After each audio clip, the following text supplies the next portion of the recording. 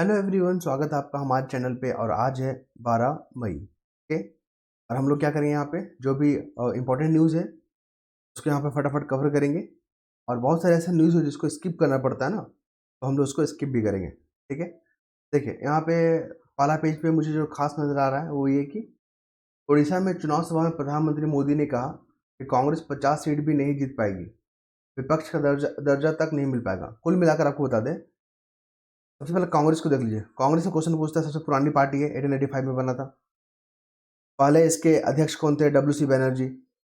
इसके फादर कौन थे? कांग्रेस के फादर मतलब ए ओ ह्यूम थे। ठीक है। ये वही व्यक्ति थे जो कि महासचिव भी रहे थे। किसके वाइसराय के कार्यकाल में बना था? तो लॉर्ड डफरिन। डफरिन का भी नाम सुना था आपने। कौन महिला जो इसकी प्रथम अध्यक्ष बनी थी? Annie Besant. कौन भारतीय महिला प्रथम अध्यक्ष बनी थी? सरोजनी नायडू। ये तमाम फैक्ट पूछे जाते हैं कांग्रेस से। ये तो हो गया ठीक। ठीक है, चलिए। कांग्रेस जो है वर्तमान में नेशनल पार्टी है, आपको ये भी बता दें। और टोटल जो है 6 नेशनल पार्टी है, उसमें से कांग्रेस भी है आपका। फिर हम लोग बात करेंगे यहाँ पे, विपक्ष का दर्जा तक नहीं मिला। विपक्ष का दर्जा तक नहीं मिला मतलब क्या हो गया? विपक्ष का मतलब हो गया यहाँ पे कि अभी आपको पता है 545 सीट है लोकसभा में। अगर आपको विपक्ष का नेता बना है ना, तो आपको 10% जो है ना सीट एक्वायर करना होगा, प्राप्त करना होगा। ठीक है, मतलब 55 सीट। अगर 55 सीट लेके आते हैं तो आपको विपक्ष का नेता का दर्जा दिया जाएगा। और विपक्ष का नेता को ना कैबिनेट स्तर की सुविधाएं दी जाती है, दर्जा दिया जाता है। ध्यान रखेंगे, ये क्वेश्चन पूछा गया है। आगे बात करें तो यहाँ पे हम लोग देखेंगे, यहाँ पे देखिए, ये है बंगाल की, मतलब पश्चिम बंगाल की मुख्यमंत्री, और ये है गवर्नर। इन्होंने आरोप लगाया इन पे कि इनका जो है ना छेड़छाड़ वाला वीडियो एक मुझे मिला है, और उसके आधार पर इनको जो इस्तीफा दे देना चाहिए। कुल मिलाकर आपको बता दें, मुख्यमंत्री को लेकर क्वेश्चन पूछता है, सीएम को अपॉइंट कौन करते हैं? नॉर्मल राज्य की अगर बात करें तो वहाँ पर अपॉइंटमेंट करते हैं गवर्नर। ठीक। और इसके बाद हम लोग बात करेंगे गवर्नर के बारे में। तो गवर्नर जो होते हैं ना, वो क्या उसको जो अपॉइंट करते हैं वो करते हैं राष्ट्रपति। राष्ट्रपति अपॉइंट करते हैं। ठीक है। गवर्नर बनना होगा तो आपको 35 ईयर पार करना होगा, साथ ही नागरिक होना होगा, और राज्य का विधानमंडल बनने के काबिल होना होगा। अब जिस राज्य के गवर्नर बनना चाहते हैं ना, उस राज्य का आपको निवासी नहीं होना होगा। ठीक है, ध्यान रखिएगा। तो ये जो फैक्ट है मैंने आपको बता दिया। बहुत सारे गवर्नर को पावर मिले गए हैं। जिस तरह केंद्र में राष्ट्रपति को पावर मिला है ना, उसी प्रकार राज्य में भी केंद्र को माफ कीजिएगा, गवर्नर को पावर मिला हुआ है। ठीक है। जैसे कि राष्ट्रपति शासन लगाने का पावर। ठीक है। और सजा माफ करने को लेकर पार्डन बोलते हैं जिसको। ठीक है, क्षमादान की शक्ति मिला हुआ है। बिल को रिजर्व करने के लिए राष्ट्रपति के लिए। ठीक है। बहुत सारे इनको जो है एग्जीक्यूटिव पावर मिला हुआ है, लीगल पावर मिला हुआ है, तो ध्यान रखिएगा।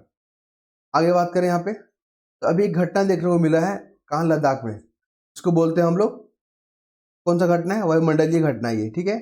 यहाँ पे लाल लाल आप दृश्य देख पा रहे हो ना, ये जो है ना सौर, जो सूरज है, जो सन है, वहां से जो चुंबकीय तूफान जो निकला है ना, उसके कारण जो यहाँ पे इस तरह की घटना देखने को मिला है। ठीक है, इसको बोलते हैं सोलर चुंबकीय तूफान बोलते हैं इसको। और ये एक वायुमंडलीय घटना है। ध्यान रखिएगा, ज्योग्राफी में क्वेश्चन पूछे जा सकते हैं। फिर हम लोग बात करेंगे, पाकिस्तान के कब्जे वाला कश्मीर है भारत का हिस्सा। देखिए हमारा जो पीओके है, ठीक है, ये भारत का ही हिस्सा है। ये रहा हमारा प्यारा सा मैप भारत का। ठीक है। और यहाँ पर पीओके है जो कि पाकिस्तान ने इलीगल तरीके से कब्जा कर रखा है, और ये भारत का ही हिस्सा है। ठीक है। जो बालूचिस्तान वगैरह आप देख रहे हो ना, वो पीओके ही है, भारत का हिस्सा है। ठीक है, ध्यान रखिएगा। तो यहाँ पे ये फैक्ट हो गया। दूसरा है कि 1998 में हमने जो है परमाणु परीक्षण किया था, ये भी ध्यान रखिएगा, 1998 में। ठीक है। पोखरण में जो है परमाणु परीक्षण किया था, उसको लेकर यहाँ पे फैक्ट दिया हो तो ध्यान रखिएगा, ये भी इंपॉर्टेंट फैक्ट है। और 3 बार हम लोग वहाँ पे किए थे, 1998 में 3 वहाँ पे परीक्षण किए थे। तब हम लोग जाके जो है परमाणु को लेकर जो है पावर बने थे, पावरफुल बने थे, परमाणु शक्ति बने थे हम लोग। ठीक है, ये हो गया। और देश में आंतरिक प्रॉब्लम की अगर बात करें तो आतंकवाद और नक्सलवाद मेंस में पूछता है। देश में जो है अभी आंतरिक जो प्रॉब्लम है, आप उसको कैसे देखते हैं, क्या इसके पीछे कारण है, और भारत सरकार ने इसको सॉल्व करने के लिए क्या कदम उठाए। तो आंतरिक चुनौती में आप बताइएगा नक्सलवाद। ठीक है, नक्सलवाद बहुत बड़ा मुद्दा बन गया है। भ्रष्टाचार, ठीक है, आतंकवाद, ठीक है, और हो गया आपका लॉ एंड ऑर्डर। ठीक है, लॉ एंड ऑर्डर, ये तमाम जो है ना यहाँ पे आंतरिक चुनौती का हिस्सा है। तो ठीक है, मेंस वैसे पूछेगा तो आपको ऐसे लिखना होगा। कारण के पीछे। अब आते थे कि पैरोल पे एक व्यक्ति बाहर आया था, उसको जो है किसी ने और वो भाग गया। पैरोल के आधार पर बाहर आया और वो फिर भाग गया, तो इसको गिरफ्तार कर लिया गया।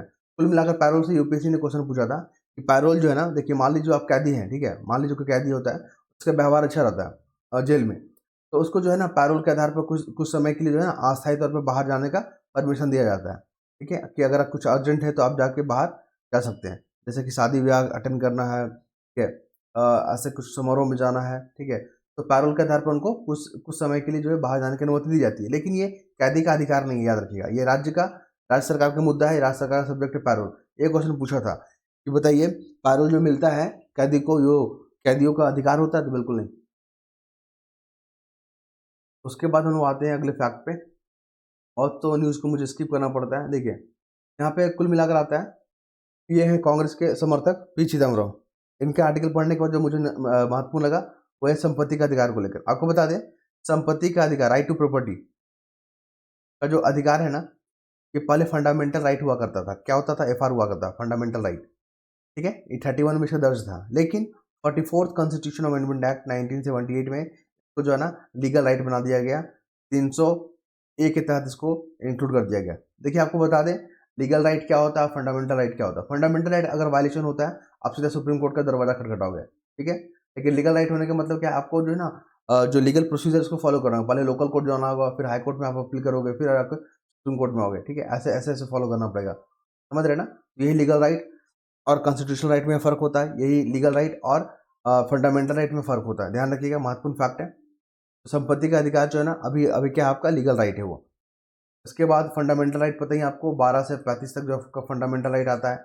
और इसमें से कुछ ऐसे अधिकार हैं जैसे कि आपका आर्टिकल 15 हो गया, आर्टिकल 16 हो गया, आर्टिकल 19 हो गया, आर्टिकल 29 और 30। ये जो अधिकार है ना, सिर्फ और सिर्फ नागरिक को मिला हुआ, सिटीजन को मिला हुआ। लेकिन बाकी जो अधिकार है ना, वो व्यक्ति को मिला हुआ, मतलब जो विदेशी है उनको भी मिला हुआ। ध्यान रखेंगे आप, बहुत दफ़ा ये सब क्वेश्चन पूछता है। आगे बात करेंगे हम लोग, तो यहाँ पर देखने को मिलेगा, देखिए संविधान में परिवर्तन करना पाप है, प्रियंका गांधी बोल रही है। संविधान को लेकर क्वेश्चन क्या पूछते हैं? संविधान जो बना ना हमारा, कॉन्स्टिट्यूशन असेंबली के आधार पर बना है, 1946 में बना था, ठीक। संविधान को बनने में 2 साल 11 माह 18 दिन लगा, ये भी याद रखिएगा, ठीक है।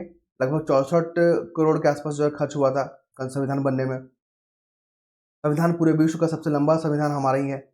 इसमें 12 शेड्यूल थे और 22 भाग है, कि 400 प्लस इसमें क्या है, आर्टिकल है, याद हो, ये भी याद रखिएगा। इसमें एक प्रियम्बल है, प्रियम्बल जिसको प्रस्तावना बोलते हैं, ठीक है, वो जो संविधान का भाग है, ये भी याद रखिएगा। और आपको बता दें, संविधान में जो बहुत सारे प्रावधान जो है ना, हम लोग कई जो है विदेशी देशों से हम लोग एक्वायर किए हैं, इसको भी याद रखिएगा, महत्वपूर्ण है। संविधान में आपको संशोधन करना है तो आर्टिकल 368 के तहत संशोधन कर सकते हैं, ठीक है। एक केस है केशवानंद भारती केस वाला, केशवानंद भारती केस 1973। इसमें यह डिसाइड किया गया था कि आप ना संविधान के हर प्रोविजन को संशोधन कर सकते हो, और संशोधन करने का पावर जो संसद को दिया गया ना, लेकिन आप बेसिक स्ट्रक्चर को छू भी नहीं सकते।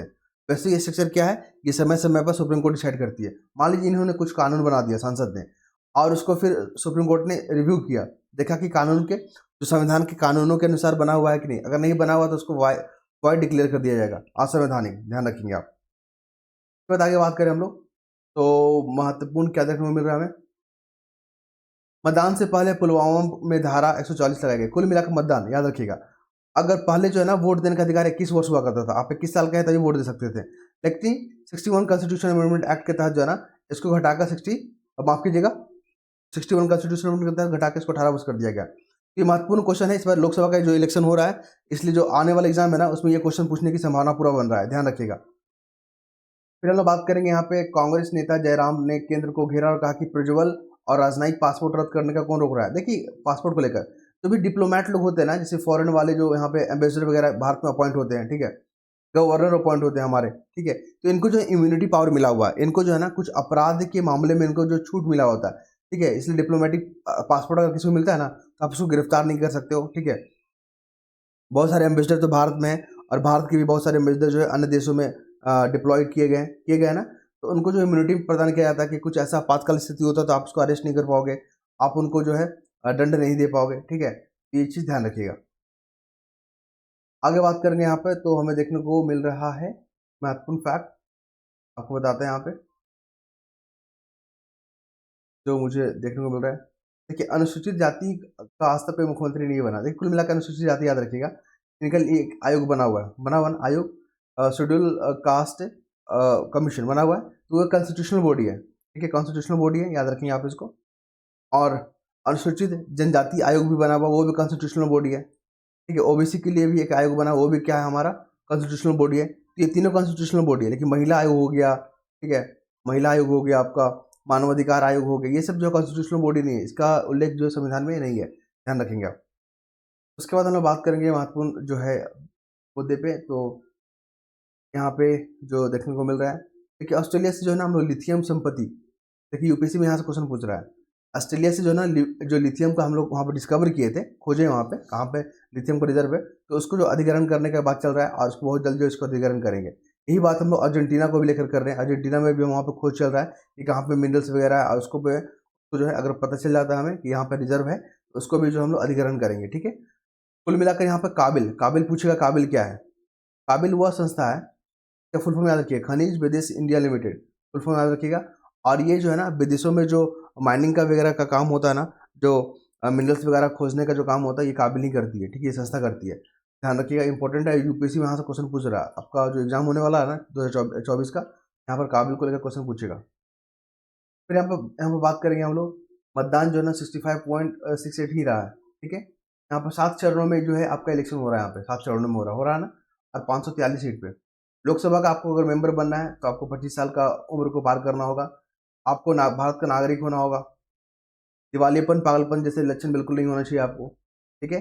देखिए एक सिक्योरिटी मनी रखना पड़ता है, इलेक्शन आप लड़ रहे हो ना, जनरल कैंडिडेट के लिए है 25,000 रुपया, और ST SC के लिए है कितना आपका 12,500 रुपया, सिक्योरिटी मनी रखना पड़ता है, इसको भी ध्यान रखेंगे आप। आगे बढ़े तो हम लोग क्या देखने को मिल रहा है, तो हमें जो देखने को मिल रहा है इंपॉर्टेंट फैक्ट, अंतर्राष्ट्रीय कानूनों का उल्लंघन कर रहा है। देखिए अभी क्या हो रहा है, अमेरिका जो है ना इजराइल पे बोल रहा है कि आप जो है ना रफा शहर, जो गाजा का एक दक्षिणी शहर है, रफा शहर पर उस पर आप आक्रमण नहीं करो, उस पर हमला नहीं करो, वरना आपको हम हथियार नहीं देंगे, लेकिन बाकी जगह कार्रवाई करने के लिए हम आपको हथियार सप्लाई करेंगे। तो इसराइल जो है ना इस तरह के दबाव को दरकिनार करते हुए अपना वो कार्रवाई को आगे बढ़ा रहा है। आपको बता दें इसराइल और फिलिस्तीन के बीच में जो समझौता हुआ था ना, टू स्टेट थ्योरी जो है इंपॉर्टेंट है, ये आने की पूरी संभावना है, ठीक है। मुझे पूरा अंदर से लग रहा है कि ये क्वेश्चन पूछेगा कि टू स्टेट थ्योरी क्या है, चर्चा में रहा, और ये किन देशों के बीच से जुड़ा हुआ है, तो इजराइल और फिलिस्तीन के बीच में, ठीक है। चलिए अभी आपको पता है ना, अब मालदीव को लेकर जो भी हमारा विवाद चल रहा था, वहाँ पे जो इंडियन जो सैनिक थे उसको जो बोल रहा था कि वापस जाओ, मालदीव बार बार बोल रहा था, तो भारत ने उस सैनिक को वापस बुला लिया, ठीक है। लेकिन अब वहाँ पे असैनिक हो गए, ठीक है, सिविल जो वहाँ पे होते हैं ना, सिविल कर्मी स्टाफ वहाँ पे तैनात किया गया है, क्योंकि भारत जो है ना उसको जो है 2-3 गो हेलीकॉप्टर वगैरह दिया है मालदीव को, टॉर्नियर, ठीक है, उसी के संचालन करने के लिए जो हमारे स्टाफ यहाँ पर गए हुए हैं, याद रखेंगे, ठीक है। मालदीव को लेकर क्वेश्चन पूछता है कि 8 डिग्री जो चैनल है ना, वो मालदीव और मिनिकॉय के बीच में पास करता है, ये हमारा प्यारा भारत है, यहाँ पे मालदीव और यहाँ पर अपना भारत का हिस्सा है लक्षद्वीप, उसी का हिस्सा है मिनिकॉय, उसके बीच में 8 डिग्री चैनल पास करता है, इसको ध्यान रखिएगा, क्वेश्चन कई दफ़ा पूछा गया है। उसके बाद हम लोग बात करेंगे पाकिस्तान की शीर्ष अदालत में जो है फैसले के बाद पंजाब प्रांत में सत्तारूढ़ गठबंधन 27 आरक्षित क्षेत्र। देखिए पाकिस्तान जो है ना किन किन जो है देश के साथ सीमा साझा करता है, तो भारत के साथ करता है, चाइना के साथ करता है, ईरान के साथ करता है, और अफगानिस्तान के साथ करता है। पिछले बार जो अफगानिस्तान को लेकर पूछा था यूपीएससी, किन किन देशों के साथ सीमा साझा करता है, इस बार पाकिस्तान के साथ पूछने का पूरी संभावना लग रहा है, क्योंकि बहुत न्यूज में आ रहा है पाकिस्तान, और पाकिस्तान के साथ हमारा विवाद भी है। और पंजाब प्रांत को लेकर जो पीसी ने क्वेश्चन पूछा था स्टेट पीसीएस में, कि पंजाब प्रांत जो है ना सिर्फ भारत में ही है कि और अन्य देशों में भी है, तो आपको बता दें पंजाब हो गया, हैदराबाद, ये जो शहर है ना, ये आपको भारत में मिलेंगे और पाकिस्तान में मिलेंगे, तो ये क्वेश्चन पूछा गया था। फिर हम लोग बात करेंगे यहाँ पे अफगानिस्तान को बाढ़ से 300 से अधिक लोगों को मौत हो गया। पिछले बार अफगानिस्तान को लेकर बाउंड्री पूछा था कि किन किन देशों के साथ साझा करता है, उसको ध्यान रखिएगा। आपको बता दें हमारा प्यारा भारत है, और यहाँ पे आपको गोल्डन ट्रायंगल और यहाँ पे गोल्डन क्रिस्टन करके एक जो है नाम देखने को मिलेगा, जो कि अफीम या नशे का जो प्रोडक्ट होता है उसका उत्पादन करता है। तो गोल्डन क्रिसेंट में जो है ना आपका ईरान, अफगानिस्तान और पाकिस्तान आता है, गोल्डन ट्रायंगल में म्यांमार आता है, थाईलैंड आता है, और आपका लाओस आता है, ठीक है, 3 कंट्री आते हैं, ध्यान रखिएगा, क्वेश्चन पूछे जा चुके हैं। एक रफा शहर न्यूज़ में बार बार आ रहा है, इसराइल में रफा शहर कहाँ है, ये आपका फिलिस्तीन में है, जो गाजा के दक्षिणी हिस्से में पड़ता है, ठीक है, वहाँ पे हमला कर रहा है इसराइल, तो अमेरिका बोल रहा है कि इस तरह का हमले मत करो क्योंकि मानवीय नुकसान बहुत हो रहा है, लेकिन इसराइल नहीं मान रहा है। फिर बात करेंगे यहाँ पे रूस और यूक्रेन के बीच में, आपको पता ही युद्ध चल रहा है, तो यूक्रेन का कुछ जगह याद रखिएगा, खार्किव क्षेत्र जो है ना पूछेगा, पिछले बार यूपीएससी में पूछा था, खार्किव क्षेत्र, जो है ना दे देगा, एक तरफ उसका देश दे देगा, बोलेगा मैचिंग करके दिखाइए। तो खार्किव क्षेत्र जो है आपके यूक्रेन में, याद रखेंगे, ठीक है। और बेलगोद्रो, कुसर्क और बेल्गोग्राद प्रांत, ये जो है रसिया में है। ये तीनों प्रांत याद रखिएगा, ऐसा मैचिंग के फॉर्म में पूछता है। फिर हम लोग बात करेंगे मंडियों संघों ने आयोग ने मतदाता दिन संवाददाता सम्मेलन का किया, इंपॉर्टेंट नहीं है। आरक्षण के समर्थन में भाजपा ने क्या दिखावा। देखिए कुल मिलाकर आपसे पूछा जाएगा कि अभी वर्तमान चुनौतियां क्या हैं रोजगार को लेकर। आप बताओगे कि जो निजीकरण से जो है यहाँ पे रोजगार खत्म हुआ है, रोजगार के अवसर खत्म हुए हैं, ठीक है। जो पहले नियमित रोजगार हुआ करते थे, अब वो ठेकेदारी का जो है ठेका प्रथा और संविदा प्रथा जो है हावी हो गया है। सामाजिक सुरक्षा का अभाव है यहाँ पे, ठीक है। न्यूनतम मजदूरी ना मिलना भी एक बहुत बड़ा चुनौती है यहाँ पे। तो आप यहाँ पे रोजगार को लेकर यहाँ पे आप चुनौतियां बता सकते हो, ठीक है। चलिए आगे बात करेंगे। अमीर जो देश है ना, डेवलप जो कंट्री है, वहाँ पे प्रजनन दर जो है ना कमी हो रहा है। अब नॉर्मल जो है ना 2.1 होना चाहिए प्रजनन दर, ठीक है। इससे क्या होता है, हमारा जो पॉपुलेशन जो है वो मेंटेन रहता है और हमारा प्रोडक्टिविटी बनता रहता है। लेकिन जो आप देखो डेवलप कंट्री में ना 1.6 के आसपास हो गया। ऐसा इसके पीछे क्या कारण है, तो आपको बता दें डेवलप कंट्री पास रिसोर्स भी जो है यहाँ पे, जो डेवलप कंट्री होती है वहाँ पे क्या होता है, प्रजनन दर घट गया। इसके पीछे क्या जो कारण बताया जा रहा है, तो करियर बताया जा रहा है। बेहतर करियर, बेहतर आवास के लिए लोग जो प्लान करते हैं और वो लोग नहीं चाहते कि फैमिली बड़ा हो। फिर बच्चों और वृद्ध देखभाल को लेकर भी यहाँ पे बहुत बड़ी चुनौती बन जाता है। अत्यधिक निवेश के कारण, बुनियादी ढांचे का अभाव के कारण यहाँ पे, ठीक है। तो ये आप कारणों को देख सकते हैं, यहाँ पे लिखा हुआ कि प्रजनन दर क्यों गिर रहा है डेवलप कंट्री में, ठीक है। तो 2.1 जो है ना एक जो है स्टैंडर्ड जो है माना गया है, जहाँ पे पॉपुलेशन या आबादी आपका कंट्रोल रहेगा। उसके बाद आगे बात करते हैं तो हमें देखने को मिलता है ग्रामीणों की वेशभूषा में गुमराह करने का प्रयास करें नक्सली। आंतरिक चुनौती में जो इंटरनल जो सिक्योरिटी है हमारा, जो नक्सलवाद बहुत बड़ा जो है यहाँ पर प्रॉब्लम क्रिएट कर रहा है। नक्सलवाद से निपटने के लिए सरकार ने क्या कदम उठाए हैं, तो आप देखोगे छत्तीसगढ़, झारखंड, उड़ीसा, इन तमाम राज्यों में जो है ना आपको नक्सली जैसी समस्या देखने को मिलेगा। नक्सलीवाद जो है ना बंगाल के नक्सलवाद गाँव से जो है निकला था, ठीक है, ध्यान रखेंगे आप।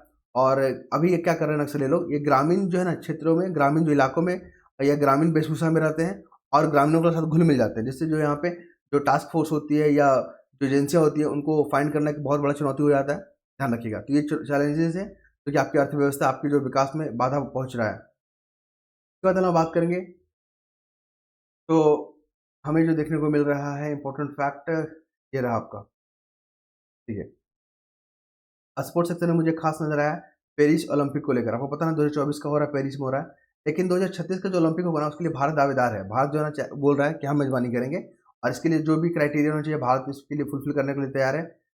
तो यहाँ पे आप देख सकते हो यहाँ पे, ठीक है। तो ये इंपॉर्टेंट न्यूज़ है। माफ कीजिएगा, ये नहीं, ये न्यूज़ के बारे में बात कर रहे थे कि 2024 का कहाँ होगा, पेरिस में। 2036 का कहाँ है, भारत में होने की संभावना है। और आईओसी अंतर्राष्ट्रीय ओलंपिक जो कमेटी के अध्यक्ष कौन है, थॉमस बाक। याद रखिए वनडे एग्जाम में पूछ सकता है इस बार, ठीक है। इसके बाद मुझे कुछ खास नज़र नहीं आ रहा है। आई होप आपने चीज़ों को समझा होगा। अगर आपको हमारा प्रयास अच्छा लगता है तो आप हमारे चैनल को प्रमोट कर सकते हैं, ठीक है। लाइक शेयर सब्सक्राइब कर सकते हैं, यहाँ पे डिपेंड करता है। धन्यवाद।